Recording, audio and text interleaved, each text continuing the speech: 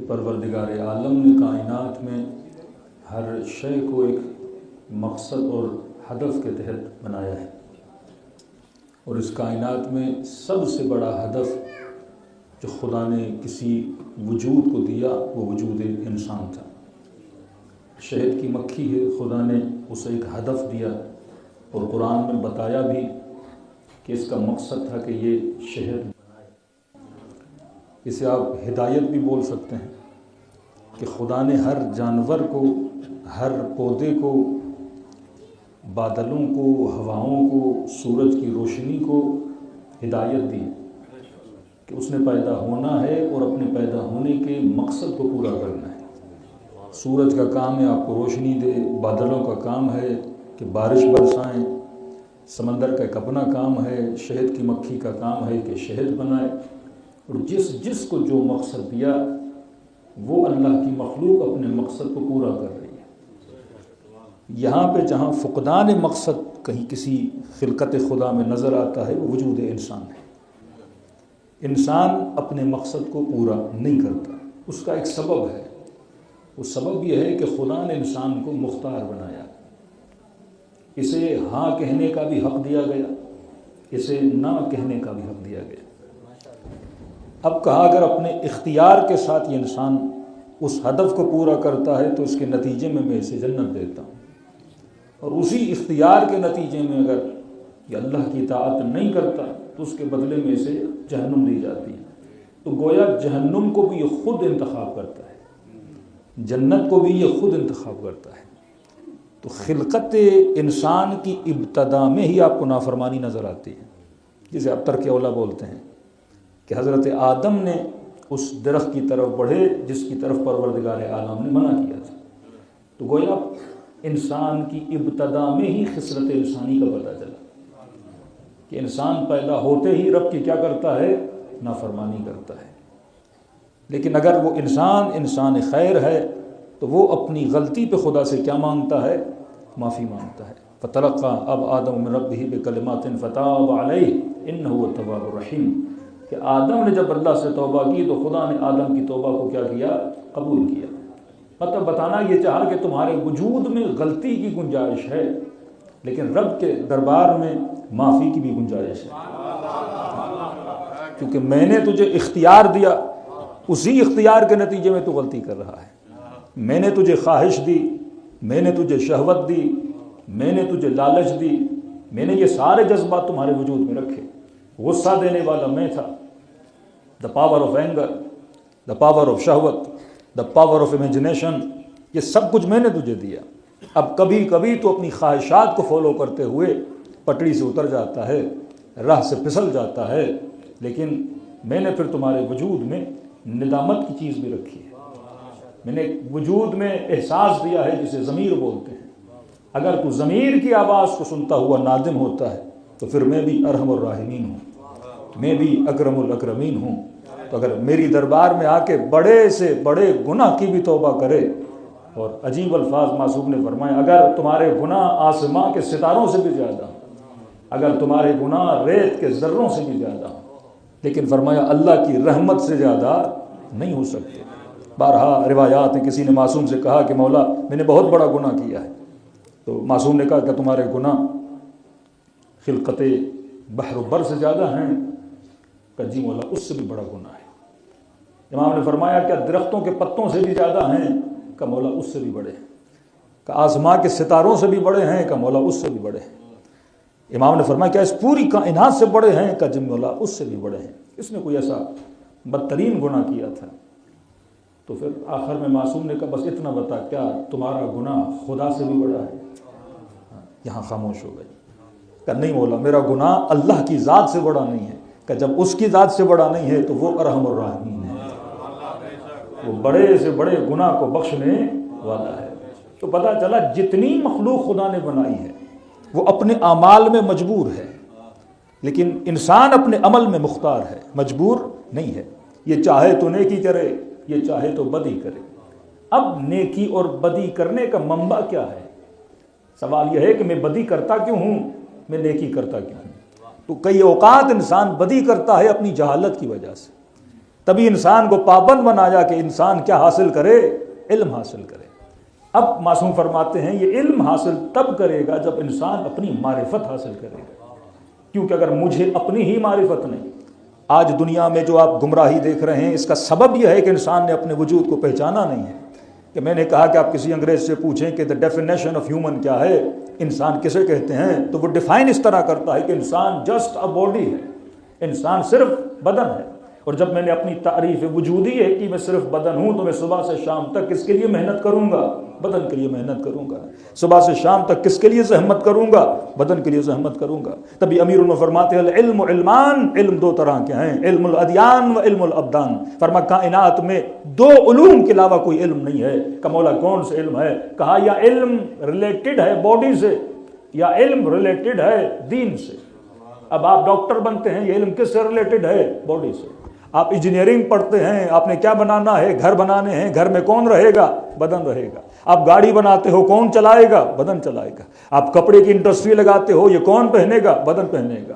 آپ مسجد بناتے ہو، کس کے لیے بناتے ہو؟ بدن آئے گا۔ آپ قالین پہ بیٹھتے ہو، کون بیٹھے گا؟ بدن بیٹھے گا۔ جو جتنے بھی علوم کو آپ دیکھتے جاؤ گے وہ کس سے ریلیٹڈ ہوتے ہیں؟ ان دا اینڈ باڈی سے ریلیٹڈ ہوتے ہیں۔ تو فرمایا العلم علمان، یا علم ریلیٹڈ ہے باڈی سے، یا علم ریلیٹڈ ہے دین سے۔ اب دین کا علم ہے روح کے لیے، باڈی کا علم ہے بدن کے لیے۔ اور آج دنیا جتنا علوم حاصل کر رہی ہے وہ کس کا علم حاصل کر رہی ہے؟ بدن کا علم حاصل کر رہی ہے۔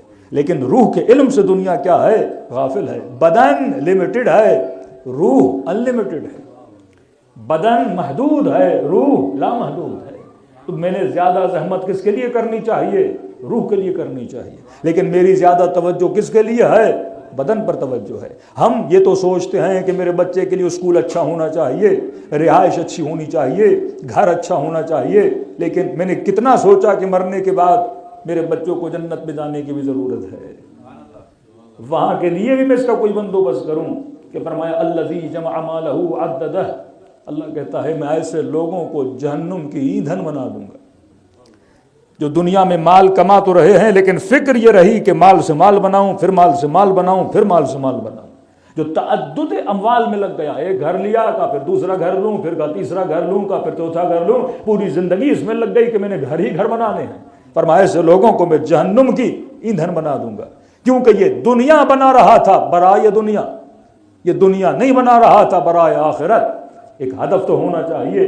اور فرمایا کہ من ثقلت موازینہ فہو فی عیشۃ راضیہ، عیش کرے گا وہ بندہ جس کا آخرت میں وزن بھاری ہوگا، بدن کا وزن نہیں، عمل کا وزن بھاری ہوگا۔ اور یہ قرآن کی بڑی عجیب اصطلاح ہے، فی عیشۃ راضیہ، کہا وہ عیش کرے گا جس عیش میں یہ راضی رہے گا۔ دنیا میں جو عیاشی بندہ کرتا ہے آخر میں شاید راضی بھی نہ ہو، لیکن وہاں کی عیاشی میں کیا ہے؟ رضایت پائی جاتی ہے۔ لیکن فرمایا من خفت موازینہ فامہ ہاویہ، پھر وائے ہے اس انسان پر جس کا اعمال کا وزن وہاں پر کیا ہے؟ کم ہو۔ حدیث رسول ہے، فرماتے ہر وہ بندہ جو مرتا ہے اس کے سامنے خدا کچھ چیزوں کو مجسم کر دیتا ہے۔ فرمایا گویا کوئی 3-4 بدن اس کے سامنے کھڑے ہو جاتے ہیں۔ اب کیونکہ مر گیا، دنیا سے ہاتھ کٹ گیا، تو مجبور بھی ہے، لاچار بھی ہے، ضرورت مند بھی ہے، تو دیکھتا ہے کہ 4 بدن کھڑے ہیں۔ پہلا بدن ہٹا کٹا، تو خوشی خوشی سے پوچھتا ہے کہ جناب آپ کھڑے ہو، پہلے تعارف کرواؤ، ہو کون؟ پھر یہ بتاؤ کہ آپ میری مدد کتنی کرو گے، کہاں تک کرو گے، میں بڑا مجبور ہوں۔ تو یہ بدن کہے گا کہ میں آپ کا کمایا ہوا مال ہوں جس پہ آپ نے دن رات لگا دیا، اور ماشاءاللہ دیکھو ہٹا کٹا بھی ہوں، موٹا بھی ہوں۔ تو پوچھے گا اے مال کہاں تک میری مدد کرو گے؟ تو یہ کہے گا کہ مالک میں آپ کے لیے کفن لے لوں گا، ایمبولنس کا بندوبست کر لوں گا، قبرستان کی قبر کا بندوبست کر لوں گا، مرنے کے بعد جو لوگ آپ کے جنازے پہ آئے تھے ان کے کھانے کا بندوبست ہو جائے گا۔ کہ بھائی قبر کے بعد کہ وہاں میری رسائی نہیں ہے، بس یہاں تک۔ کہتے ہیں مایوس ہو جائے گا، اتنا موٹا ایسے کیا تو یہ میرے کس کام کا، یہ چھوٹا سا کفن اور قبر اور 4 لوگوں کو کھانا کھلا دے گا۔ دوسرے بدن کو دیکھے گا، وہ بھی اس کی طرح موٹا ہوگا۔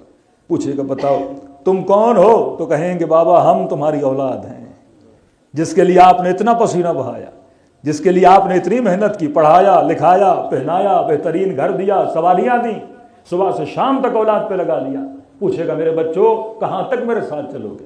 تو کہیں گے بابا بس آپ کے جنازے کو کاندھا دیں گے، قبر میں اتاریں گے، ایک تلقین پڑھا دیں گے، بس اتنا کر سکتے ہیں کہ آگے جو اتنا میرا لمبا سفر ہے جو میں دیکھ رہا ہوں کہ وہاں تک ہماری رسائی نہیں ہے۔ کہتے تیسرے بدن پہ نگاہ پڑے گی جو بالکل کمزور ہوگا، نحیف ہوگا، کہ گویا 4 قدم چلے تو زمین پہ گر جائے، تو کہے گا میں دونوں سے مایوس ہو گیا ہوں، جو اتنے موٹے تھے میرے کام نہیں آئے تو اس سے کیا پوچھوں؟ لیکن کہتا ہے پوچھ لوں یہ ہے کون، پوچھوں گا تم کون ہو اور کہاں تک میرے ساتھ چلو گے؟ تو یہ تیسرا بدن کہے گا میں قبر میں بھی آپ کے ساتھ ہوں، میں برزخ میں بھی آپ کے ساتھ رہوں گا، جہاں جہاں تک جاؤ گے وہاں تک آپ کے ساتھ رہوں گا، لیکن کروں تو کیا کروں، میں کمزور ہوں، ساتھ تو دینا چاہتا ہوں پر بدن اتنا نحیف ہے چل نہیں پاؤں گا۔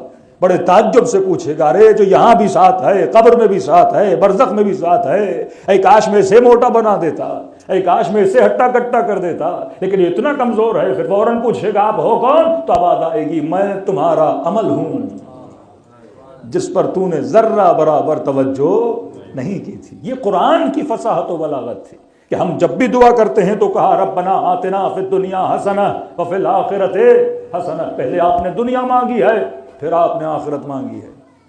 نہ ہم دہریہ ہیں نہ ہم خانقاہی ہیں کہ ہم تارک دنیا بن جائیں، فرما نہیں، پورے قرآن مجید کا کمال یہ ہے کہ جتنی مرتبہ قرآن میں لفظ دنیا آیا اتنی ہی مرتبہ قرآن میں لفظ آخرت آیا۔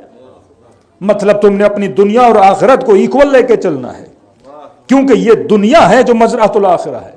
کسی نے امیر المومنین سے پوچھا کہ مولا اگر آپ کو آخرت کے 1000 گھنٹے دیے جائیں آپ دنیا کا 1 گھنٹہ دینے کے لیے تیار ہیں؟ مولا فرماتے نہیں، کروڑوں گھنٹے بھی آخرت کے ملیں علی دنیا کا 1 لمحہ دینے کے لیے تیار نہیں۔ عجیب، مولا علی کبھی آپ دنیا کو 3 طلاقیں دے رہے ہیں اور یا ہم کہیں کہ دنیا کا 1 لمحہ آخرت کے ہزاروں گھنٹوں کے بدلے میں نہیں دے رہے۔ امام نے فرمایا ان ہزاروں گھنٹوں کو کیا کروں گا، کیونکہ یہ دنیا کا 1 لمحہ ہے جو آخرت کے کروڑوں لمحوں کو بناتا ہے۔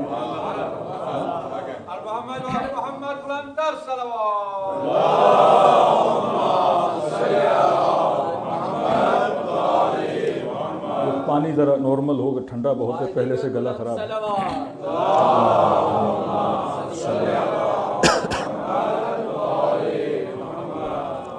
یہ وہ دنیا ہے، سمجھو ایک زمین ہے جس میں اب دانہ کتنا ہوتا ہے، چھوٹا سا ہوتا ہے دانہ، یہ دانہ دنیا ہے۔ جب زمین میں ڈالتے ہو، آب یاری کرتے ہو، پھر اس دانے سے کتنا بڑا درخت نکلتا ہے۔ کہ آج ایک چھوٹے بچے سے کہو کہ بیٹا یہ جو اتنا بڑا درخت یہ ایک دن کیا تھا، دانہ تھا، کوئی بلیو نہیں کرے گا جب تک اسے پورا پروسیس دکھاؤ نہیں۔ یہ پروسیس جب انسان سمجھ جائے، کبھی کہا کہ وقت کی قیمت، لمحوں کی ارزش جانو۔ جب انسان بڑھاپے میں آتا ہے تو پھر کہتا ہے یا لیت الشباب متی یعود، اے جوانی کب واپس آؤ گی؟ جوانی واپس آنے کا نام نہیں ہے۔ یہ لمحے جب گزارتے ہو اس سے کیا بنتی ہے؟ ہماری آخرت بنتی ہے۔ تو مومن اپنی دنیا کو بھی توجہ دے، مومن اپنی آخرت کو بھی توجہ دے، لیکن گول اس کا اتنا بڑا ہو کہ میں دنیا میں جی رہا ہوں کس مقصد کے لیے؟ آخرت کے مقصد کے لیے۔ اب یہ مقصد تب تک عیاں نہیں ہوگا جب تک انسان اپنے وجود کو پہچانے نہیں۔ معصوم فرماتے من عرف نفسہ فقد عرف ربہ، جس نے خود کو پہچانا اس نے خدا کو پہچانا۔ اب دین ہم تک پہنچا قرآن کے ذریعے۔ قرآن ہے عربک میں، عربک ہر کسی کو آتی نہیں، اور جب مترجمین نے ترجمہ کیا تو لفظ بلفظ ترجمہ کیا۔ اب مفاہیم بڑے محدود ہو گئے۔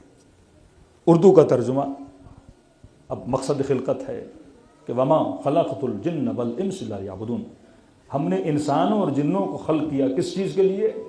عبادت کے لیے۔ اب ایک ہے لفظ، ایک ہے اس کا تصور۔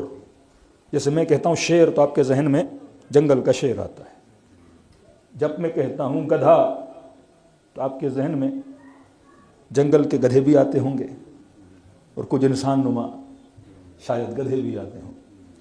ایک لفظ ہے، اس کا کیا ہے؟ مفہوم ہے۔ اسی طرح جب میں کہتا ہوں عبادت تو آپ کے ذہن میں کیا آتا ہے؟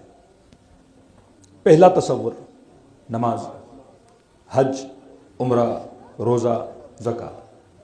تو آپ نے عبادت کو کتنا محدود کر دیا۔ اب ترجمہ کریں کہ ہم نے انسانوں اور جنوں کو خلق کیا صرف کس کے لیے؟ عبادت کے لیے۔ اور آپ نے کہا کہ عبادت از ایکول ٹو نماز. اس کا مطلب میں نے صرف اور صرف کیا کرنا ہے؟ نماز پڑھنی ہے. اب سوال ہے از اٹ پاسبل کہ میں 24 گھنٹہ نماز پڑھوں، میں روز حج کروں، میں روز عمرہ کروں؟ جب پاسبل نہیں تو ڈیمانڈ کیسے کر دے خدا پروردگار؟ دیکھو ڈیمانڈ اسی چیز کی ہوتی ہے، لا یکلف اللہ نفسا الا وسعها، مانگا وہ جاتا ہے جو بندہ کر سکے. اگر میں 24 گھنٹہ مصلی پہ بیٹھ جاؤں کہ بیوی بچوں کے لیے کمانے کون جائے گا؟ اگر 24 گھنٹہ میں حج پہ جاؤں، پہلی بات اس حج پہ جانے کے لیے پیسہ بھی تو چاہیے کہ نہیں. نماز پڑھوں تو بدن میں کچھ جائے گا تو طاقت ہوگی کہ اٹھوں گا اور بیٹھوں گا. تو خدا کیسے ایسی ڈیمانڈ کر سکتا ہے جو پاسبل؟ اس کا مطلب میں نے عبادت کو سمجھا ہی نہیں ہے. جسے خدا عبادت سمجھ رہا ہے اسے میں عبادت نہیں سمجھ رہا. جیسے ہمارے اکثریت شیعوں کو تبرہ کا پتہ ہی نہیں ہے. مفہوم تبرہ کا مطلب کیا ہے؟ مطلب اہل بیت کے دشمنوں سے اظہار بیزاری، یہ تبرہ ہے. اب کس سے اظہار بیزاری؟ ان کی عادات سے اظہار بیزاری، ان کی صفات سے اظہار بیزاری. اب میں یزید پہ لعنت تو بھیجوں پر خود شراب پیتا رہوں تو یہ کیسی اظہار بیزاری ہے؟ میں دشمن علی سے اظہار بیزاری تو کروں لیکن اس کی صفات میرے اندر ہوں. تو اظہار بیزاری کا مطلب تبرہ ہے. لیکن بعض لوگوں نے تبرہ کے مفہوم کو کیا کر دیا؟ چھوٹا کر دیا. ہم علم منطق میں اس طرح سمجھاتے ہیں کہ آپ ایک بہت بڑا سرکل بنائیں، اس سرکل کے اندر اوپر لکھیں مثلا تبرہ، دوسرا سرکل بنائیں اس کے اندر لکھیں تولا. اب تولا کیا ہے، تبرہ کیا ہے، اور نیچے تیسرا سرکل بنائیں اس پہ اپنا نام لکھو. اب تبرہ کے سرکل میں جتنے دشمنان اہل بیت ہیں سب کے نام لاؤ جو آپ کو یاد ہیں. اب یزید ایک شخص کا نام ہے اور ہم یزید سے نفرت کیوں کرتے ہیں؟ کیونکہ وہ صفات رذیلہ کا مالک تھا. جتنے دشمنان اہل بیت تھے، یا ظالم تھے، یا جھوٹے تھے، یا زانی تھے، یا شرابی تھے، یا کافر تھے، یا مشرک تھے، یہ صفات ہیں ان کے اندر. اب بجائے اس کے اس کا نام لکھو، اس کی صفات لکھنا شروع کر دو. ابن ملجم کی صفت شہوت ران. امام حسن کو جو چھوڑ کے گیا، رشتہ دار ہے نا، چھوڑ کے گیا امام حسن کو، 8000 کا لشکر امام حسن کا لے کر چلا گیا 1 ملین درہم کی لالچ میں، اس کا نام لکھو. امام حسین کو شمر جیسے لوگوں نے دغا دی، قاضی شریح جیسے لوگوں نے دغا دی، کیوں دی؟ ان کی صفات تاکہ لکھو. بڑے بڑے پڑھے لکھے لوگ تھے لیکن کہاں پہ مار کھا رہے تھے؟ ایک صفت کی وجہ سے. وہ تبرہ کے سرکل میں ساری صفات کو جمع کرو. اب لاؤ تولا کا سرکل. تولا کا مطلب جن سے میں نے محبت کرنی ہے. اب سوال ہے میں نے امیر المومنین سے محبت کیوں کروں؟ کیونکہ علی نمازی ہیں، کیونکہ علی امام المتقین ہیں، کیونکہ علی بہادر ہیں، میدان میں ڈٹ کے لڑنے والے ہیں، مرد بھی ہیں، کرار بھی ہیں، غیر فرار بھی ہیں. ساری صفات امیر المومنین اس میں جمع کرو. حسین ابن علی صبر کا نماد ہیں. چوتھے امام زین العابدین ہیں، سید الساجدین ہیں، زیادہ سے زیادہ سجدے کرنے والے، عابدوں کی زینت. 5ویں امام باقر العلوم صاحب علوم. 6ٹھے امام سچے. 7ویں امام کاظمین الغیظ اپنے غصے کو پینے والے. 8ویں امام سب سے جلد راضی ہونے والے. 9ویں امام جود و بخشش کا مظہر ہیں. جتنی صفات ہیں اس سرکل میں لا کے کیا کرو؟ جمع کرو. اب اس میں امام بھی ہیں، اصحاب امام بھی ہیں، سب کی صفات لاؤ اور نیچے لکھو اپنا سرکل. اب دیکھو تبرہ والی صفات تیرے اندر کتنی ہیں، تولا والی صفات تیرے اندر کتنی ہیں. پتہ چل جائے گا کہ مجھ میں تبرہ کتنا ہے اور تولا کتنا ہے.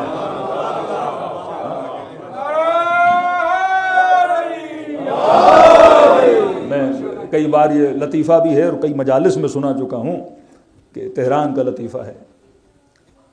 تو عادی مسلمان اور ہوتا ہے، کل بھی کہا تحقیقی مسلمان اور ہوتا ہے. یہاں آپ اپنے بچوں پہ تھوڑا زیادہ کام کر سکتے ہو اور مجبور بھی ہو کیونکہ پاکستان میں بچے سوال ہی نہیں کرتے. یہاں تو چپے چپے پہ آپ سے کیا ہوگا؟ سوال ہوگا.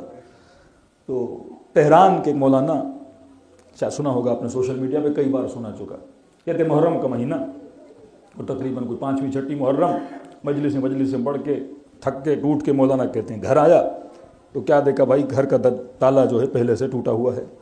اور اندر گیا تو دیکھا کسی چور صاحب نے پورا صفایا کیا ہوا ہے میرے گھر کا اور ساری چیزیں چوری کر کے صحن میں ایک چادر بچھائی اور اس کے اندر سامان اس نے جمع کیا. اب صحن بڑا تھا، کہتے اندھیرا تھا اب میں نے دیکھا چور ہے، بڑی محنت زحمت کر کے اس نے سامان اتنا جمع کیا ہے. اب مولانا کہتے کون سا میرا قیمتی سامان تھا گھر میں. اب تہران کا مطلب کہ چور بھی شیعہ اور مولوی بھی شیعہ. اب سارے شیعہ ہیں. اگر امام بارگاہ میں کسی کا موبائل چوری ہو جائے تو اپنا ہی ہوگا. مسجد سے جوتی چوری ہو جائے کوئی اپنا ہی مسلمان ہوگا. تو اس نے کہا کہ جناب طاہر چور ہے، اپنا ہی کوئی مومن ہوگا، شیعہ ہی ہوگا، ضرورت مند ہوگا، تبھی تو مولوی کے گھر میں چوری کرنے آیا ہے، ورنہ کہیں اور چلا جاتا. تو کہتا میں نے دل میں اسے معاف کر دیا. درخت تھا صحن میں درخت کے پیچھے کھڑا ہو گیا. اب اتنی زحمت کی ہے، لے جانے دو، میرا سامنا ہوگا، کہیں بیچارہ شرمندہ نہ ہو. تو میں نے کہا پروردگارا میں نے اسے معاف کیا، جو اس نے چوری کی لے جانے دو. کہتے سارا سامان، لیکن اس کا حرص اتنا تھا کہ یہ جانے کا نام ہی نہ لے. 2-3 کپ بھی جو بچے تھے کہتا تھا وہ بھی ڈالوں کہ مولوی صاحب آئے تو گھر میں کچھ بھی نہ ملے. کا قالین، قالیچے، کپ، برتن، جو کچھ سے ملا اس نے اس چادر میں جمع کیا. بندے خدا یہ بھی نہیں دیکھ رہا کہ وزنی ہوگی، اٹھا بھی سکو جتنا مال جمع کر رہے ہو. اس نے پھر چادر کو بند کیا اور جب ایک بار زور لگایا نہیں اٹھا پایا، 2 بار زور لگایا نہیں اٹھا پایا. مولانا کہتے ہیں کبھی کبھی دل میں آیا آگے بڑھوں، اس کی مدد بھی کروں، لیکن کیا کروں پھر شرمندہ نہ ہو جائے، دیکھ کے بھاگ نہ جائے. کہتا بڑا زور لگایا لیکن چادر نہیں اٹھی. تیسری بار جب اس نے زور لگایا تو کہا یا علی مدد.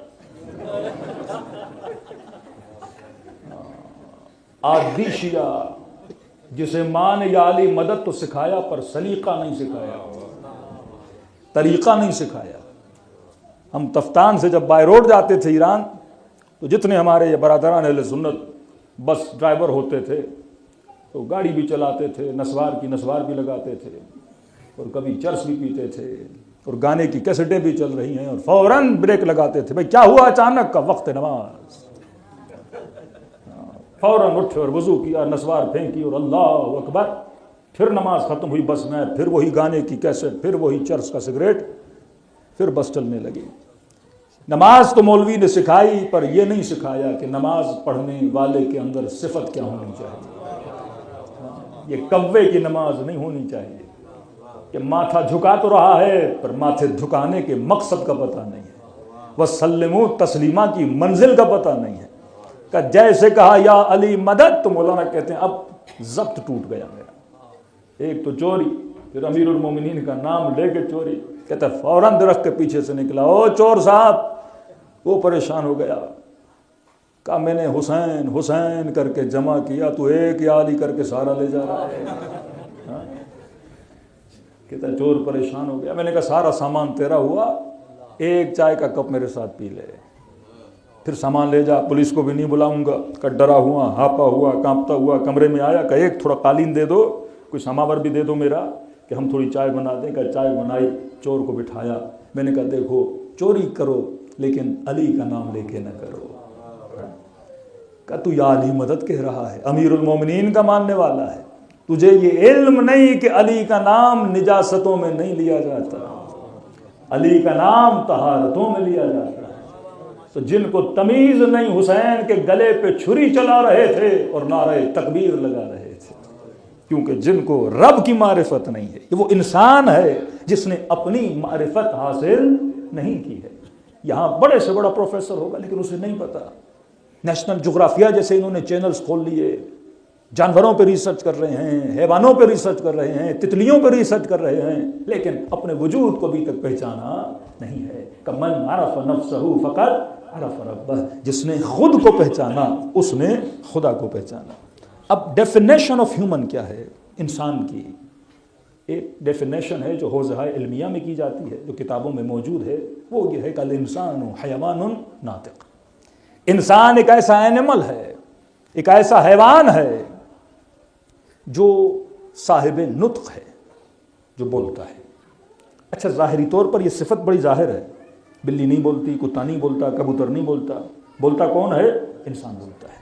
لیکن جو جدید علماء ہیں انہوں نے اس تعریف کو ریجیکٹ کیا کہ نہیں، بولنا کمال بشر نہیں ہے. کہ ہم بولیں کہ انسان ایک ایسا حیوان ہے جو بولتا ہے، تو بھائی جو گونگے ہیں کیا وہ انسان نہیں؟ بیچارہ پیدائشی گونگا ہے، کیا وہ معرفت حاصل نہیں کر سکتا؟ کیا وہ انسان نہیں ہے؟ کیا اسے یہ مقام انسانیت سے کھو گیا کہ بھائی آپ گونگے ہو تو لہٰذا آپ اس تعریف انسان سے کیا ہو، باہر ہو گئے؟ اور کہ اگر بولنا کمال بشر ہوتا تو طوطا بھی تو بولتا ہے، کئی طوطے 2000 ورڈز، کئی طوطے 500 ورڈز بولتے ہیں، مختلف طوطے ہیں.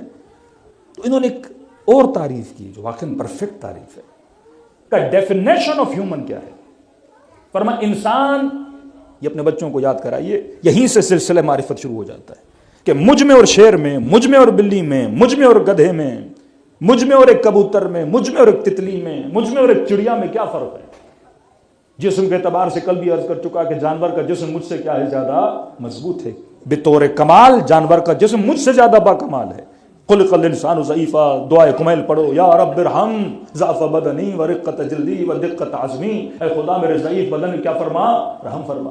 جسم تو کمال نہیں ہے. اب ڈیفینیشن آف ہیومن فرما انسان ایک ایسا موجود ہے جسے خدا نے لامحدود سیکھنے کی صلاحیت عطا کی. یہ صلاحیت حیوان کے پاس نہیں ہے. حیوان لمیٹڈ سیکھ سکتا ہے، ان لمیٹڈ نہیں سیکھ سکتا. انسان کو اگر خدا جتنی لمبی زندگی دے، یہ اسی زندگی میں ڈاکٹر بھی بن سکتا ہے، انجینئر بھی بن سکتا ہے، آئی ٹی کا اسپیشلسٹ بھی بن سکتا ہے، کیونکہ انسان کے اندر لامحدود سیکھنے کی صلاحیت ہے. لیکن جانور کے اندر یہ صلاحیت نہیں ہے. آپ جانور کو تھوڑا بہت سکھا سکتے ہو لیکن ڈرائیور نہیں بنا سکتے، انجینئر نہیں بنا سکتے، پائلٹ نہیں بنا سکتے، کیونکہ اس کے اندر لمیٹڈ صلاحیت ہے. تبھی پوری دنیا میں یونیورسٹیز کس کے لیے بنائی جاتی ہیں؟ انسان کے لیے. کالج کس کے لیے بنایا جاتا ہے؟ انسان کے لیے. اسکول کس کے لیے بنایا جاتا ہے؟ انسان کے لیے. آدم کس کے لیے بھیجے گئے؟ انسان کے لیے. نوح کس کے لیے بھیجے گئے؟ انسان کے لیے. محمد مصطفیٰ کس کے لیے بھیجے گئے؟ انسان کے لیے. علی مرتضیٰ کس کے لیے بھیجے گئے؟ انسان کے لیے. کیونکہ آپ کے وجود میں صلاحیت ہے کہ آپ لامحدود علم حاصل کر سکتے ہیں. اب خدا اس انسان کی توہین کرتا ہے، بلکہ میں کہوں کہ خدا سورہ جمعہ میں کہے کہ مثل الذین حملوا التوراۃ کمثل الحمار یحمل اسفارا، کہ بعض لوگوں کی مثال ان گدھوں کی طرح ہے کہ آپ گدھے کی پیٹھ پر پورے بیچلر سیمسٹر کی کتابیں رکھ دو، پورے ماسٹر کی سیمسٹرز کی کتابیں رکھ دو، تو گدھا ان کتابوں کو اٹھاتا تو ہے پر کتابوں سے کوئی فائدہ لیتا نہیں ہے. تو یہاں بڑا فرق ہے فکر آئیڈیالوجی آف شیعہ میں اور متاسفانہ آئیڈیالوجی آف اہل سنت میں. اہل سنت کہتے نہیں، اگر کتابیں گدھے کے اوپر آ گئیں تو گدھا بڑا مقدس ہے. انڈائریکٹ سمجھا رہا ہوں، کتابیں اگر گدھے کے اوپر آ گئیں تو گدھا کیا ہے؟ مقدس ہے. کہ اگر کوئی کسی بڑی شخصیت کے ساتھ بیٹھ گیا تو وہ کیا ہو گیا؟ مقدس ہو گیا. ہم کہتے ہیں کوئی مقدس ترین شخصیت کے ساتھ بھی بیٹھے وہ مقدس نہیں بنتا. مقدس تب بنتا ہے جب اس شخصیت سے علم حاصل کرے. اگر علم حاصل نہ کیا تو پھر کوئی فائدہ ہوا ہی نہیں. ایک آسان مثال دوں، آپ ایک یونیورسٹی میں ایک انسان کا داخلہ کروائیے بیچلر میں، اور جس دن آپ نے اپنے بچے کا داخلہ کروایا اسی دن یونیورسٹی میں گدھے کا بھی داخلہ کروائیں، جا کے صحن میں باندھ دیں یونیورسٹی کے. 4 سال کے بعد جب انسان کا بچہ نکلے گا تو انجینئر بن کے نکلے گا، آئی ٹی اسپیشلسٹ بن کے نکلے گا، لیکن 4 سال کے بعد گدھا ہی رہے گا، کیونکہ اس کے اندر صلاحیت ہی نہیں ہے. اس کو بڑے سے بڑے آیت اللہ کے ساتھ بٹھا دو، گدھا پھر بھی کیا رہتا ہے؟ گدھا رہتا ہے. اب گدھا آیت اللہ کے ساتھ بیٹھ کے گدھا رہے تو ہے وہ نہیں، پر انسان آیت اللہ کے ساتھ رہ کر آخر میں پھر بھی گدھا رہے.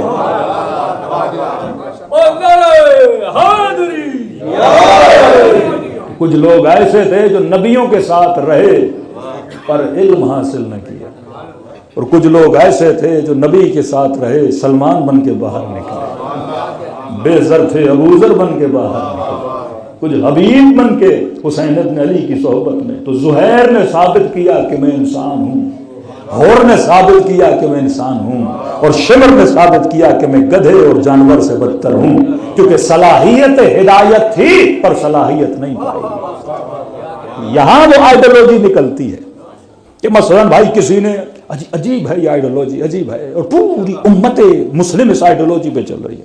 جناب مختار کس قبیلے سے تھے؟ ثقفی. اہل سنت کی یہاں ہے کہ پورا قبیلے یہ بنی ثقیف صحابی ہے، کیونکہ نبی جب آخری حج پہ گئے تو اس قبیلے کا جو 4 سال کا بچہ بھی تھا وہ بھی حج پہ گیا. سب نے کہا نبی کا آخری حج ہے تو عورتیں مرد سارے بچہ بچہ گیا. تو انہوں نے کہا کیونکہ یہ مثلاً صاحب گئے تھے اور 4 سال کے تھے اور نبی نے جب خطبہ دیا ہوگا یا حج پہ گئے ہوں گے تو اس بچے نے رسول کو دیکھا ہوگا تو یہ بھی کیا بنا؟ صحابی بنا. اب اس بچے کا بھی احترام کیا بنا؟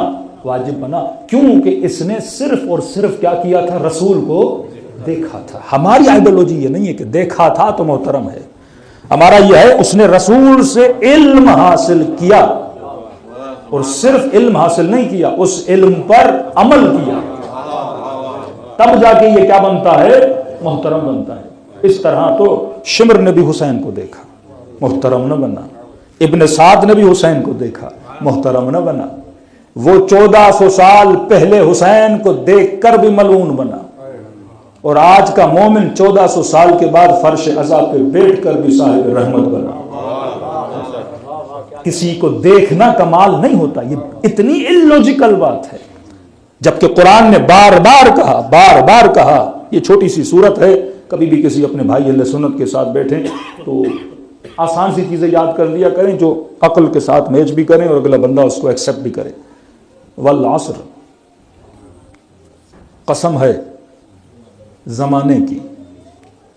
اچھا, پورے زمانے کی قسم ہے یا زمانے کے کسی حصے کی قسم ہے؟ فجر, ظہر, عصر, مغرب و عشاء, 5 زمانے ہو گئے نا. اور خدا کس زمانے کی قسم کھا رہا ہے؟ عصر. کبھی کہتا ہے والفجر, تو پتا چلا قسم پورے کی نہیں کھائی جا رہی, قسم خاص حصے کی کھائی جا رہی. تو ترجمہ اس طرح نہیں ہوگا کہ مجھے قسم ہے زمانے کی. پہلے سوال ہو کہ عصر کی قسم کیوں کھائی؟ کیونکہ وقت عصر وہ زمانہ ہے جو بہت جلدی گزر جاتا ہے.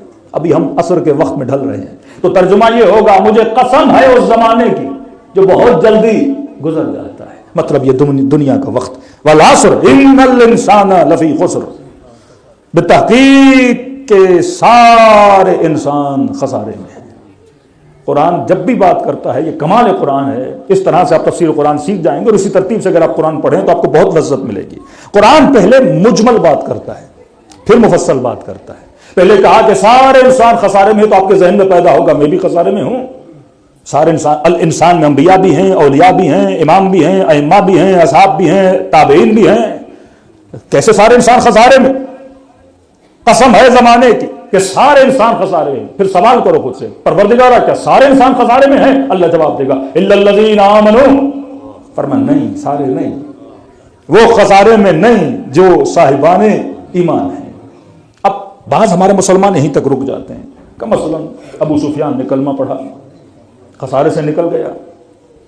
وہ تو یہی کہتے ہیں نا, جس نے کہا اشہد ان لا الہ الا اللہ واشہد ان محمدن رسول اللہ, کہ یہ مسلمان بن گیا, صاحب ایمان بن گیا, تو لہذا خسارے سے کیا ہو گیا؟ نکل گیا. قرآن بھی یہ کہتا ہے. پروردگارا کیا صرف ایمان لانا کافی تھا؟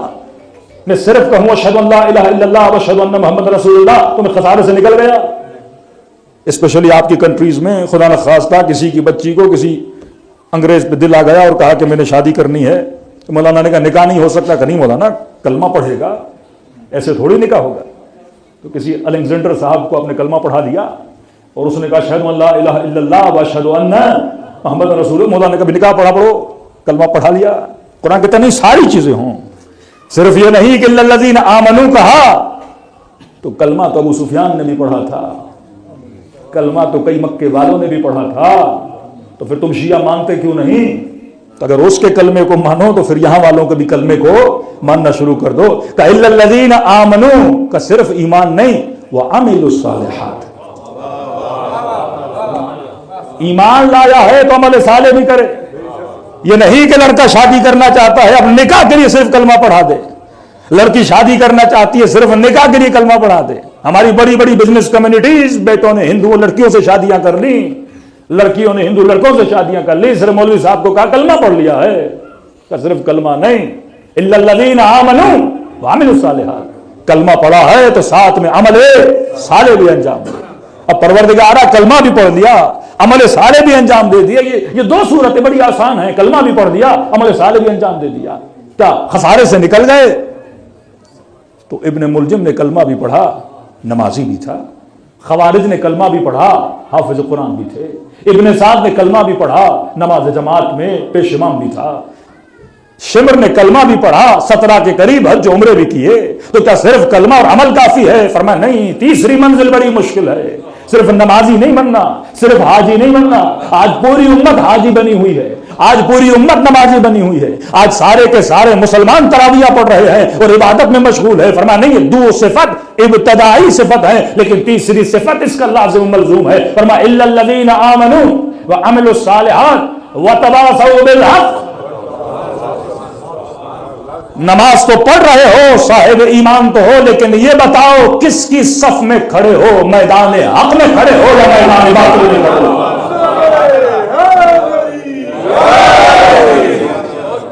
कितना भी तेरा मकाम बड़ा हो जाए, तू जुबैर है, अली की पुप्पी का बेटा है, कजन है अमीरुल मोमिनीन का, जिसको रसूल ने लक़ब दिया इसकी तलवार सैफुल इस्लाम है, जिस तलवार ने इस्लाम की खिदमत में इतनी जंगें की।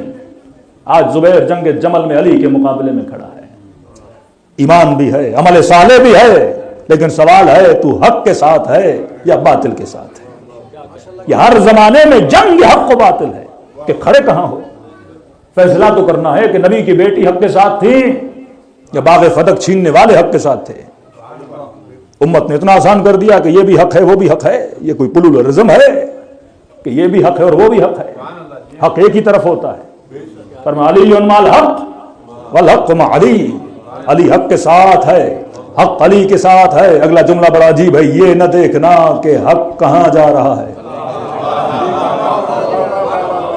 ये देखना कि अली कहां जा रहे हैं। मिंबर से बहुत कम इसकी तशरीह दी जाती है, मैंने कई बार दी है कि आपके ज़हन में सवाल तो आना चाहिए। अगर नहीं आ रहा तो इसका मतलब आप हदीसों में सोचते नहीं हो।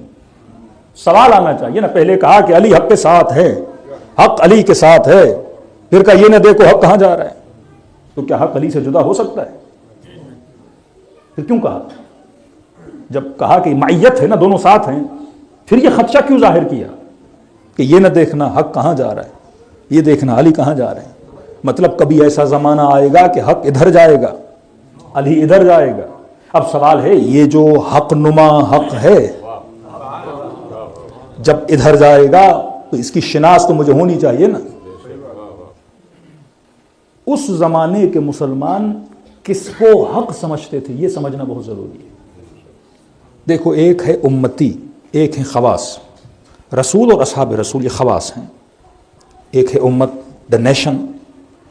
उम्मत किसका एहतराम कर रही है? रसूल का और असहाब रसूल का। ज़ाहिर देख रहे जंगों में साथ हैं, बेटियां दी हैं, रिश्तेदारियां हैं, रसूल के साथ हैं, दाएं बाएं घूम रहे हैं, फिर रहे हैं, रसूल भी इनके साथ हैं, जगह जगह रसूल के साथ हैं। किसी को किसी लश्कर का सरदार बनाते हैं, किसी को पैगाम देते हैं जाके उन कौमों से जाके बातें करो। अब उम्मत के जहन में रसूल भी हक हैं और रसूल के जितने लोग साथ हैं, मददगार हैं, वो भी क्या हैं? हक हैं। नबी के घर में अज़वाज हैं, हक हैं। नबी के साहब हैं, हक हैं। अब रसूल खुद दुनिया से चले जाते हैं, तो एक लीडर जब दुनिया से जाता है तो उसकी बाकियात को क्या समझा जाता है? हक। अज़वाज हैं, असहाब हैं, रिश्तेदार हैं, जो फैसलों में, जो जंगों में, जो लीडरशिप में, जो रहबरियत में रसूल खुदा के साथ थे, पूरी उम्मत उन्हें क्या समझ रही है? हक समझ रही है। मामला कहां पेश आया कि रसूल के जाने के बाद ये जो सारे हक एक दूसरे के साथ थे, रसूल के जाने के बाद ये हक आपस में लड़ पड़े कि नबी की ज़ौजा हक, नबी का दामाद हक, जंग जमल में एक दूसरे के मुकाबले में। नबी का साहब हक, अमीर शाम मसलन साहबी, अली में भी तालिब भी साहबी, अम्मार भी साहबी, अमर आस भी साहबी, एक दूसरे के मुकाबले में क्या हो गए? खड़े हो गए। अब बेचारा उम्मत वाला कंफ्यूज हो गया, वो क्योंकि सबको हक समझ रहा है। उन्होंने कहा भैया तो आपस में लड़ पड़े, तो कुछ ने कहा भाई हमारा नहीं जाए, हम घर बैठ जाते हैं क्योंकि कंफ्यूज है, समझ नहीं आ रहा। कुछ ने कहा नहीं, हमें लगते हैं कि अली राइट पर हैं। कुछ ने कहा नहीं, नबी की ज़ौजा राइट पर हैं। कुछ ने कहा नहीं, अमीर शाम राइट पर है। कुछ ने कहा नहीं, अली इब्न अबी तालिब राइट पर हैं, हक पर हैं। तो कुछ इधर गए, कुछ इधर गए। या हदीस क्या कहती है? जिसे तू हक समझ रहा है, ये न देखना तुम्हारा तसव्वुराती हक कहां जा रहा है, ये तुम्हारी नजर अली पर होनी चाहिए। जहां जहां अली जाता है हकीकत में हक वहीं जाता है। आज कुरान की आयतें पढ़ने वाले बहुत मिलेंगे, आज सर पे अमामे रखने वाले बहुत मिलेंगे, आज नामे हुसैन بولنے والے بہت ملیں گے لیکن کوئی ایک ہوگا جو نماد حق ہوگا. تم نے اس کو پہچاننا ہے. جہاں وہ کھڑا ہے سمجھو وہیں پر کیا کھڑا ہے؟ حق کھڑا ہے. اسے کہتے ہیں مؤمن صاحب بصیرت. جن کے اندر بصیرت تھی وہ کبھی گمراہ نہیں ہوئے. تو والعصر ان الانسان لفی خسر الا الذین آمنوا صاحب ایمان ہو وعملوا الصالحات صاحب عمل وتواصوا بالحق حق کا ساتھ دے. لیکن چوتھی صفت بڑی عجیب ہے کہ راہ حق پہ کوئی چل ہی نہیں سکتا جب تک وتواصوا بالصبر نہ ہو. صبر کی منزل چاہیے حق کے دامن کو تھامنے کے لیے. صبر علی ہونا چاہیے, صبر زہرا ہونا چاہیے, صبر حسین ابن علی ہونا چاہیے. کہ جوان بیٹے کے سینے میں تیر لگے حسین صبر کرے, علی اصغر کے گلے میں تیر لگے حسین صبر کرے. کہ مولا حسن فرماتے ہیں کہ جب بیوی کے اوپر دروازہ گرایا گیا اور امیر المؤمنین کے ہاتھوں میں رسیاں باندھی, کہتے ہیں جب علی کو لے کر جا رہے تھے تو امیر المؤمنین کے دامن کو سیدہ زہرا نے تھاما اور کسی لعین غلاف شمشیر سے بی بی زہرا کے بازو پہ مارا. جب مارا تو فضا کہتی ہیں جب دیکھا نا سیدہ نے کہ علی کو لے کر جا رہے ہیں اور ہاتھوں میں رسیاں, کہتے ہیں اسی زخمی حالت میں سیدہ نے اپنے ہاتھوں کو اٹھایا. کہتے امیر المؤمنین نے جیسے بی بی کے ہاتھوں کو دیکھا فوراً آواز دی, نبی کی بیٹی بد دعا نہ کرنا, بد دعا نہ کرنا, کیونکہ آپ کے بابا کی وصیت ہے کہ علی صبر کرنا, آپ بھی صبر کریں کیونکہ بد دعا کریں گے اس امت کا ایک فرد باقی نہیں رہے گا. وہی ابا عبداللہ الحسین جب علی اصغر کا خون ہاتھوں میں آیا, کہتے ہیں پھینکنا چاہا, آسمان نے کہا حسین بارش کا قطرہ نہیں بہے گا, زمین نے کہا حسین اناج کا دانہ نہیں ہوگے. وہ پورا خون حسین نے اپنے ریش مبارک پہ لگا دیا. میرے عزیز یہ راہ صبر کی راہ ہے, یہاں لاشیں اٹھانا پڑتی ہیں. آج حق شناس بنو کہ حق کہاں ہے باطل کہاں ہے. دلوں کو کربلا کی طرف روانہ کرے اور سلام کرے ان ہستیوں جن کے صبر کی بدولت آج ہماری نسلوں کو ہدایت مل رہی ہے. السلام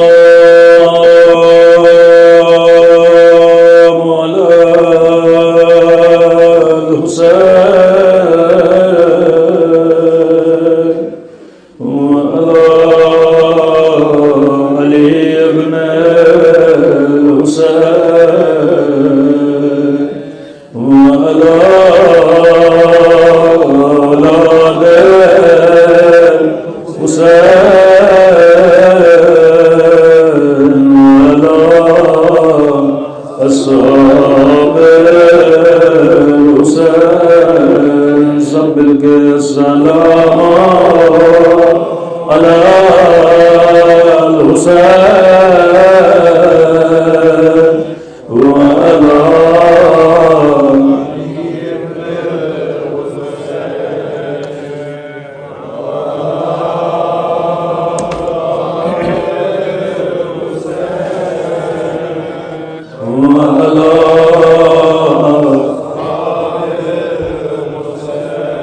میرا سلام ہو اس درد بھرے منظر پہ جب زینب کی نظر حسین کی پامال لاش پہ پڑی نگاہوں کو آسمان کی طرف بلند کیا فریاد کر کے کہا میرے اللہ میرا حسین اس قابل تو تھا اس کے بدن پہ گھوڑے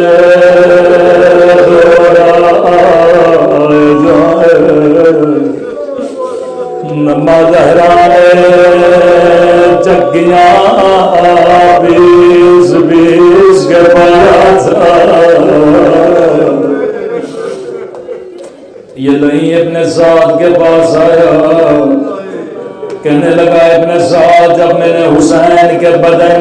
دوہرے دوہرائے،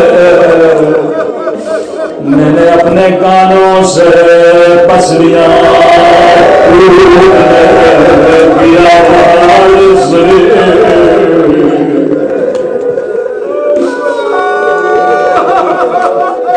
عزیزو، شہداء میں کئی شہیدوں کی پسلیاں ٹوٹی ہیں، کچھ پسلیاں مدینے میں توڑی گئی، کچھ پسلیاں کربلا میں توڑی گئی، لیکن کربلا کا ایک شہید ہے جس کی شفاعت جناب زہرا سے مانگی جاتی ہے۔ دو شہید ہیں جن کی پسلیاں کربلا میں توڑی گئی، ایک آپ نے سنا امام حسین، دوسرا شہید اور 14 برس دائیں طرف کے گھوڑے بائیں طرف چلے گئے، حسن کا یتیم قاسم۔ کسی نے پوچھا پسلیاں تو امام حسین کی بھی ٹوٹی، لیکن قاسم کی شفاعت بھی زہرا سے کیوں ہے؟ کہتے ہیں کہ شفاعت کا کیسی شفاعت؟ کہاں مولا حسین کی پسلیاں ٹوٹی، لیکن حسین شہید ہو چکے تھے، اس کے بعد گھوڑے دوڑائے گئے، لیکن قاسم ابھی زندہ تھا۔ دائیں طرف گئے، بائیں طرف چلے گئے، بائیں طرف گئے، دائیں طرف چلے گئے، زہرا بھی زندہ تھے۔ ظالم نے آگ بھرا، دروازہ گرایا۔ میں ہمیشہ دعا کرتا ہوں اللہ بچپن میں کسی بچے کو ماں کا جنازہ بلاخص بیٹے اپنے ماں سے بڑا پیار کرتے ہیں۔ اسما کہتی ہیں غسل دیا، کفن دیا، کہ اب بچوں سے کہو اماں سے خدا غافل کرے، جنازہ گھر کے صحن میں رکھا۔ کہتی ہیں بچے قمیصوں کو دانتوں میں جکڑے زاروں کا دار ہوئے تھے، کا بچوں آخری بار اماں سے خدا غافل کرو۔ یہاں حسن دوڑے دوڑے آگے بڑھے، اللہ کے چہرے کے بوسے زینب آگے بڑھے، ماں کے سینے سے لپٹ گئی، ام کلثوم آگے بڑھی، اماں کے قدموں سے لپٹ گئی، لیکن فضا کہتی ہے کہ چھوٹا بچہ ہے، سر کو گھٹنے میں کہنے لگی حسین کیا ماں سے خدا فض نہیں کرو گے؟ کہنے لگے اماں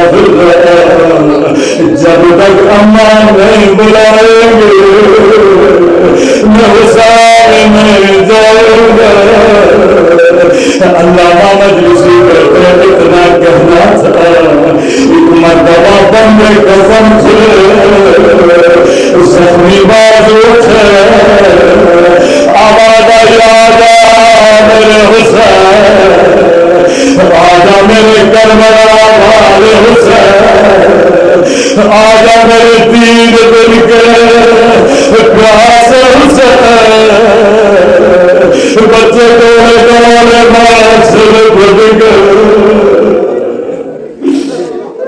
عرش الہی پہ قرآن بتا ہوا، جبرائیل نازل ہوئے، علی بچوں بنا سے جدا کرو، مولا دور دور آگے بڑھے، زینب کو سینے سے لگایا، حسین کو سینے سے لگایا، کبھی سر کا بھروسہ کبھی رخسار کو پیار کرتے تھے۔ میں کہوں ہائے امام حسین، آپ کی یتیم جب یتیم ہوئے بابا نے سینے سے لگایا، لیکن ہائے کربلا کربلا ایک 4 سالہ بچے ہیں جب یتیم ہوئے کسی نے سینے سے نہیں لگایا، کبھی شرع کے تماچے کبھی ظالم کے تانے ماتم حسین۔